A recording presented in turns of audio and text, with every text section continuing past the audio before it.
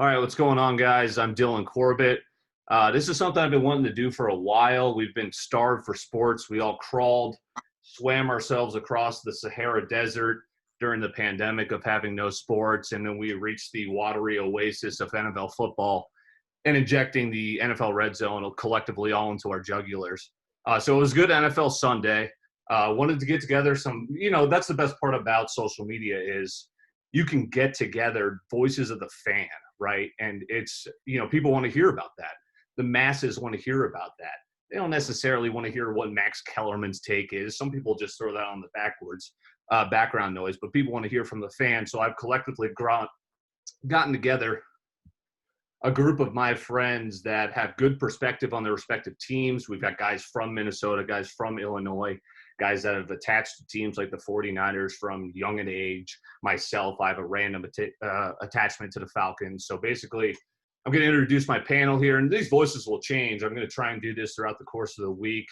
And, so without further delay, I want to introduce Matthew Cruzen. Some of my followers know him as Matthew Ice, of course, a hardcore Bears fan from Peoria, Illinois, currently living in Minneapolis, and he's got a hard thumb on all things Minneapolis sports as well. Brian Fisher from Beloit, Wisconsin, home of the Snappers, and we like to call them Detroit as well sometimes, but he's a Packers guy, so we've got a Packers guy in as well, Tyler Dawson. He's our Minnesota resident, hardcore Vikings. You may hear it in his voice as well. He's got one of those Minnesota accents. So those two will break down the game between those two, the Vikings and the Packers. Sebastian Urban, our Eagles guy. He enjoyed a Super Bowl most recent guy to enjoy a Super Bowl appearance. Suffered a likewise Kyle Shanahan heartbreak from choking. Our guy, Zach Kelly, without further ado, our 49ers guy, as aforementioned. So that's our crew. We'll hear from them in just a moment. So first, I'm just going to dive into this Falcons thing. Everyone's telling me every single year, man, dude, Atlanta, something. And I go, come on, please do not get my hopes up. I got my hopes up, I think, the year after the Super Bowl, made the playoffs a couple times. Our hopes left when Kyle Shanahan left. And I don't blame Kyle for leaving because I wanted him to finish what he started. But obviously, he had a head coaching position in San Francisco, and he just made a Super Bowl, right? So I can't blame the guy. Dan Quinn, I am sick of this guy. Matt, I fired him when we attended the Falcons game together, season opener last year. Pathetic performance at U.S. Bank. I said, this guy I'm done with him. And then we somehow gave him another year. And Dirk Cutter. So we lose. Somehow the Falcons became a favorite in that. Did you see that? The line movement was they were dogs, and then Colin Cowherd put them in their blazing five. And he's going, oh, you're Falcons. I love betting them. Russell Wilson was 31 of 35 for 322 yards, 4 touchdowns, 0 picks.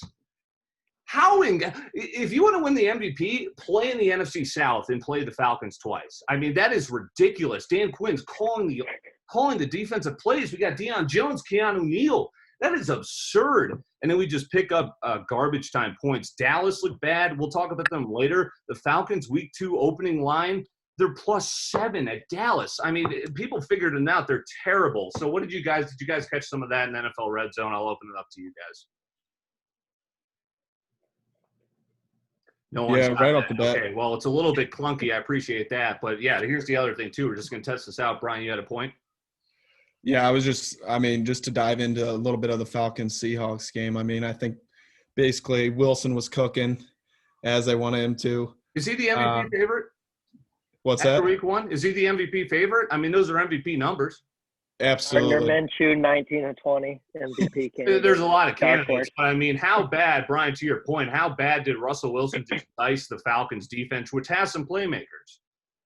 Yeah, it was ridiculous what he was doing out there. He's got DK, Tyler Lockett, and then I was surprised actually to see Chris Carson a lot in the receiving game. Yeah, he had 2 touchdowns. I think he helped out fantasy owners, 2 touchdowns receiving. It was terrible. I'm trying to think, does anyone have some other thoughts? Are the Seahawks going to be good? Are the Falcons, where are you guys at the Falcons? Because I'm just throwing my hands up in the air. I don't know what to think with this team. Are people still flying on them? I personally think the Seahawks are just that good. There's been a lot of preseason buzz about Pete Carroll finally letting Russ cook. And I think this Yeah. is the year that they finally do. And honestly, after week 1, I think he's my leading MVP candidate. Well, to that point, do you think he's gonna? And I'll get to you here, Matt. I got a question for you. To that point, is Russell gonna? Because we've seen those games where he does 31 of 35, and then sometimes he'll just throw the ball 14 times, and Chris Carson will have 150 yards on the ground. I wonder if that's just the Falcons' defense, or if he's going to really, if they're just going to switch it up.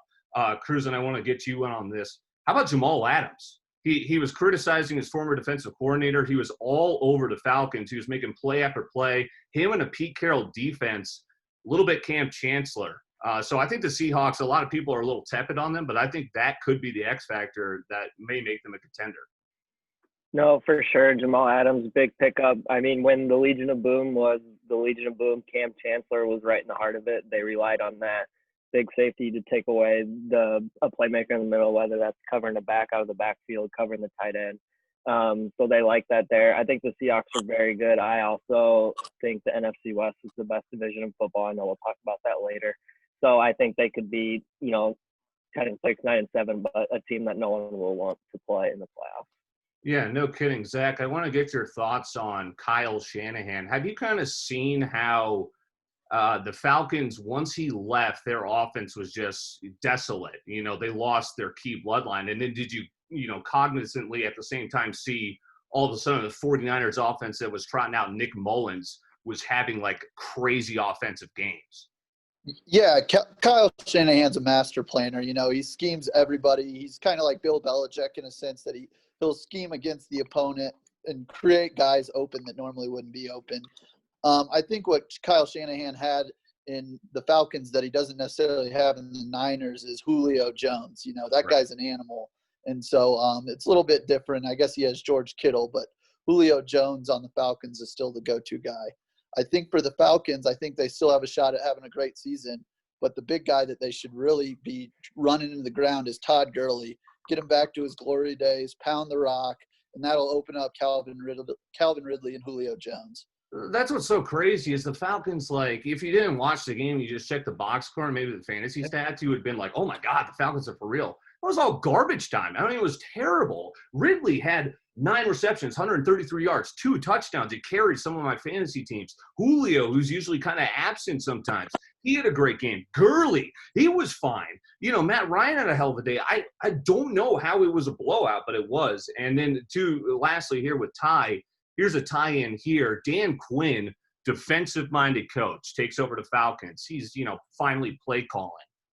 I think it's been a disaster. Zimmer has been the play calling guy, has not been the play calling guy. Vikings got blown out this weekend. Where do Vikings fans feel about Zimmer, a guy that's been there a while, and it looks like the defense is going backwards? Yeah, no, that's a great question. And I think the big thing is that there was no preseason. We're very young in the secondary, youngest, I believe, in the whole NFL.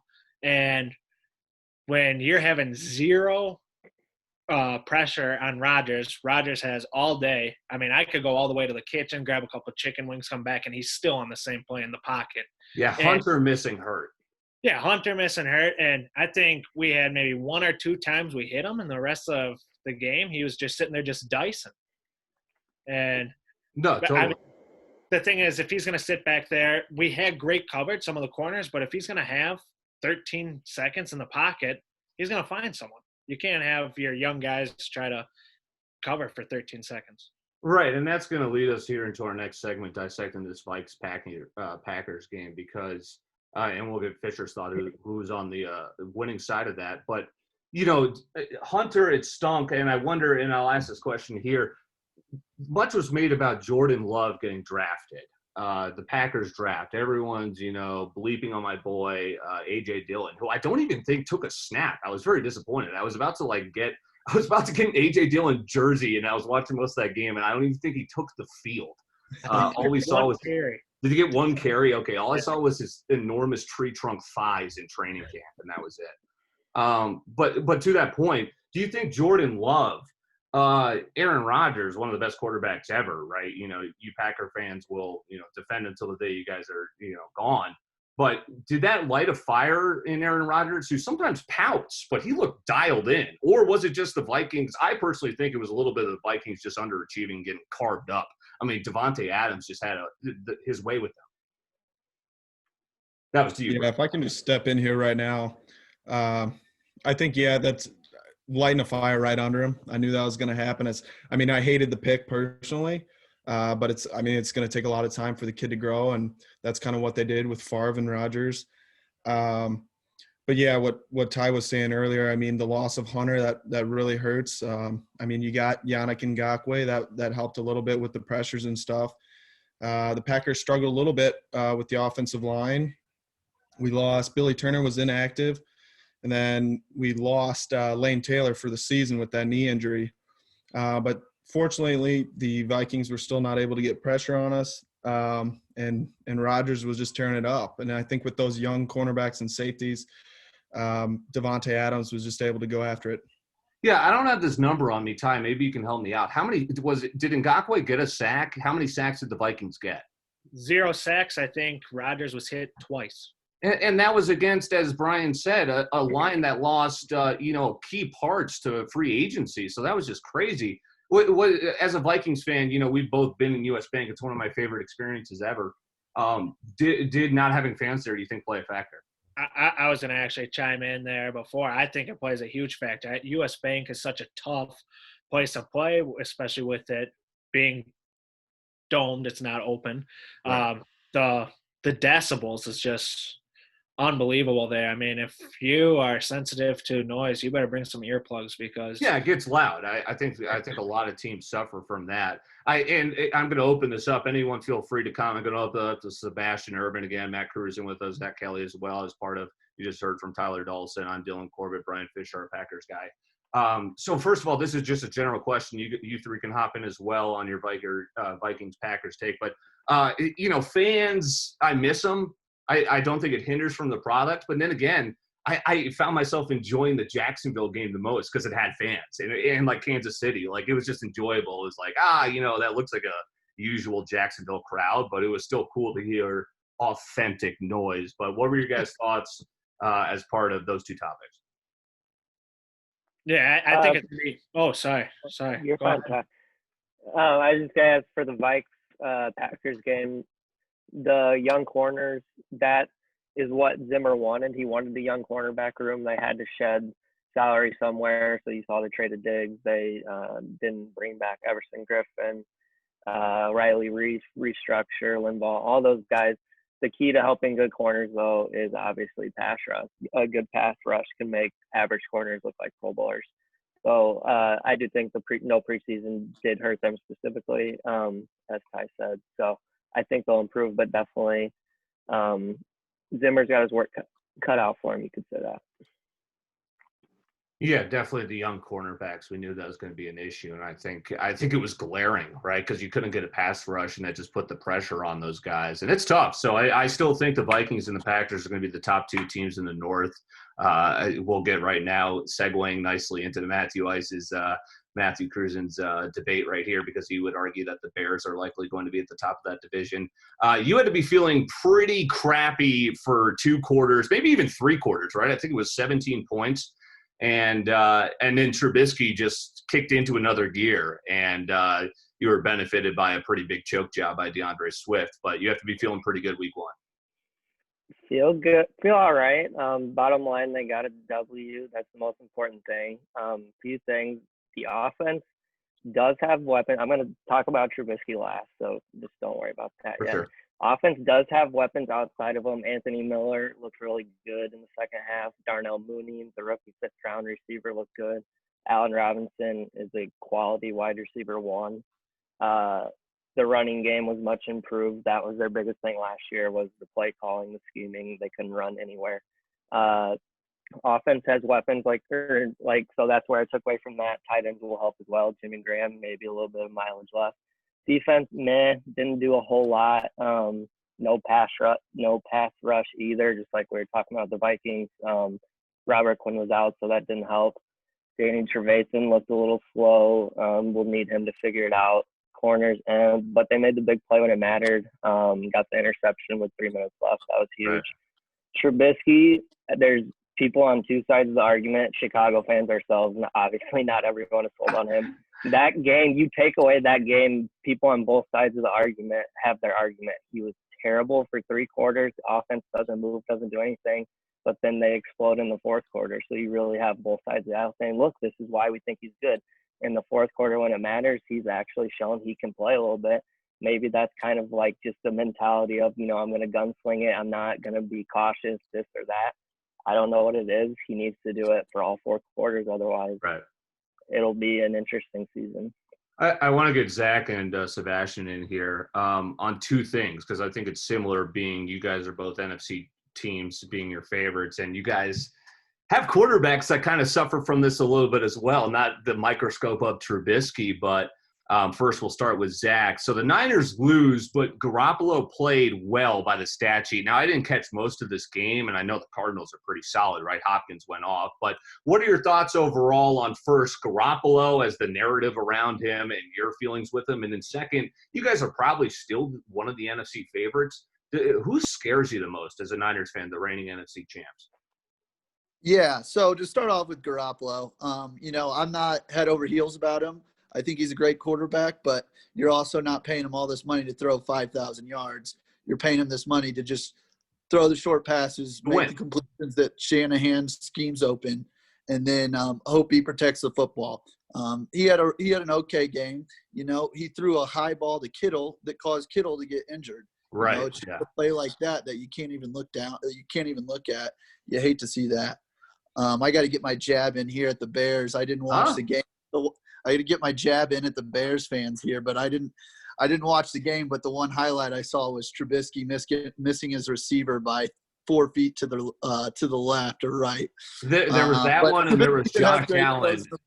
There was that one, and Josh Allen rolling to his left, had a wide open receiver at the 3-yard line, or rather, he was at the 3-yard line, wide open receiver, and he chucked in the stands. So yeah, there was some inaccuracy there. Sorry, continue. What it comes down to is Trubisky got up and won the game in the fourth. Garoppolo had the ball in his hands and was unable to win the game. He just had it was 4th and 4 or something, and he just had a terrible pass that probably could have been picked off to see the game. My predictions right now, people that I'm most scared about, I said all along the Cardinals are going to win the NFC West, and I truly believe that. Their offense is incredible. If you watch their defense, they took away our weapons. We barely ran the ball. They double-teamed Kittle the entire time. It was just incredible game plan by the Cardinals, and they have the weapons now to win the West in a very stacked West division. As for the NFC North or NFC in total, it's still got to be the Saints. The Saints are just incredible. They're top to bottom. The roster's complete. You can't take much away from the Saints. They always have another option. Yeah, that was a tough division loss for the 49ers, and then it was also a similarly tough division loss, kind of surprisingly, for your Eagles, Sebastian. I did that kind of very informal poll because I was just on Twitter this morning because I was just curious, because I love doing week 1. We all go into the NFL season, our team's going to win the Super Bowl, right? And then we can all overreact whether we win or lose, and that's why stuff like this is so fun. So you're feeling how after the first half versus you're feeling how after the final whistle, Sebastian? I mean, after the first half, they were looking, I would say 2.5 quarters, I was feeling great. And then the cracks started to show of 3 of our offensive linemen being out. They started to get pressure on Wentz. What's up with the injuries? That's every year. It's the same story every single year, and I was so disappointed after the game. We have 3 offensive line missing. Our starting running back is out. It's week 1. So if I'm Howie Roseman right now, and he's a great GM, I will say he's brought in the right players at the right time. He brought a Super Bowl to Philadelphia. But you're looking at your coaching staff right now. You've had the same strength and conditioning coach since 2013. And this has been a problem now for like 4 or 5 years. So at one point, do you not just walk up to this guy and be like, hey, dude, what you're doing isn't working. Our players aren't in game ready. They're going out there. Everyone's getting injured. It's a revolving door of injuries. At what point are you just not like either switch up, your methods, or I'm going to bring in someone else that's going to get our guys ready to play. Right. I got this fascinates me because this happens with like the Mets and the Yankees every year. And I'm just like, is this just a trainer thing, like a New York thing? And then the Eagles are like that for the NFL. It's just insane. Like the Yoenis Cespedes for the Mets getting like attacked by a bull, a wild boar. I don't understand some of that, but that's crazy to me. Quickly, you still believe in the Eagles and Carson Wentz, just first week blip?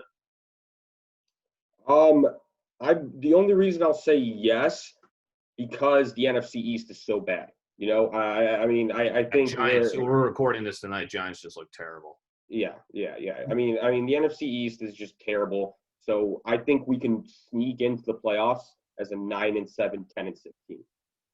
I'm going to open this to anyone. Feel free to shout it out. Does anyone believe in the Washington football team? Dwayne Haskins, Ron Rivera, or is this Cruz and you're saying yes, or is this just a blip on the radar too? Ty as well. Feel free to jump in, either of you. Yes, the Washington football team will win the NFC East with an 8-8 record. I agree with Matt. I agree with Matt. That's good stuff. The defense, I mean, I know the Eagles' O-line was terrible, but the football team's defensive line is legit. I mean, if they can cause havoc like that, Haskins just I think we lost that there for a second. Back in a football game, so. We got about 5 minutes left or something here, so we'll just wrap up just quickly with the national storylines. Let's go to Brian Fisher here. Brady, starts with the quarterback sneak, all is great, and then he looks, like my dad in the pocket. He looked a little bit old. They lost to the Saints. Did you have some thoughts on that national game that people had their eye on? Yeah, I was watching. I was looking into it. I don't think it really helped him that Mike Evans was banged up coming into there. He was a non-factor. I can't believe that. I almost got conned into that fantasy ploy by, he's active. He had one catch. Congrats on the touchdown. Anyway. Right, exactly. He did tap his toes pretty nice on that one. Yeah, nice toe tap. You must be. Yeah, I just think it was tough all the way around for the Bucs right now. They're really not clicking on any cylinders. Gronk looked like he was 45. OJ Howard, he got a good catch. Like, that's good. Mike Evans wasn't doing much. Chris Godwin. Fournette, 5 carries, 5 yards. Yeah. He got there like 8 days ago, though. He was on the offense. He was never going to be a week 1 factor. I'm not high on the Bucs. I think you're just trying to you're just bringing too many different types of Play-Doh and trying to mesh it into like a playoff contender. It's a little. It's week 1 and the Saints are dominant, but I thought that was a little weird. I think that's kind of how Tom Brady operates. I think if you look back at previous Patriot seasons when he was at the helm, True. They started out early in the season pretty slow. Losses to the Dolphins early in the season, just games like that they drop. And I think as we go through the season, they're going to pick it up. I think they still make the playoffs. I still think they compete with the Saints. I think they're going to be a good team. They're just a bunch of new team members getting together. They got to figure it out. I think they'll be fine down the stretch. And then lastly, before we get to some things we found funny from the NFL weekend and then a really brief week 2 preview, Cowboys, any thoughts there? I picked the Rams to win in terms of sports betting. I think I don't believe in McCarthy. So I just faded them. Was anyone high on the Cowboys last night? We're shocked. I was actually pretty high on the Cowboys. What screwed them over was that ill-advised going for it on that 4th and 3. You have a chance to tie the game. The Rams, I don't even think the Rams scored for the rest of the game. So you have a chance to tie the game there. You go for it, and that's the result you get. Yeah, their season win total was 10. I thought that was way too high. I think they're an 8. Yeah, totally. And they were kind of banking on just rolling through the NFC East. But, yeah, McCarthy's been out of coaching for 2 years too, right? He took off, and then it wasn't like he was, ushered out on a throne from Green Bay, as Brian can attest to. He got run out of there because he was getting massages during practice in his, office while Rodgers is going through the playbook. All right, anyway, speaking of funny things like that, I'll just run down the line here. I like to have fun with things. Did anyone see this? Jamie Collins headbutting the referee and then getting ejected like he was. Was that malicious? Was he just trying to show the ref what was doing, and the ref was like, the Crypt Keeper's father, so he kind of just fell over and threw the flag and ejected him? What was going on there? I think he was trying to show him what he did. Yeah, well, on, you're paying that you gotta guy be so much smarter than money. Hey, that. thanks for playing. I mean, good Lord. Brian, do you have anything? No, I feel bad for Cleveland Browns, man. I feel bad. That's pretty funny in its own right. Sebastian. Only, I mean, I wouldn't even find it funny or not, but what about football guy Ron Rivera getting an IV at halftime? Yeah, I don't think that is funny.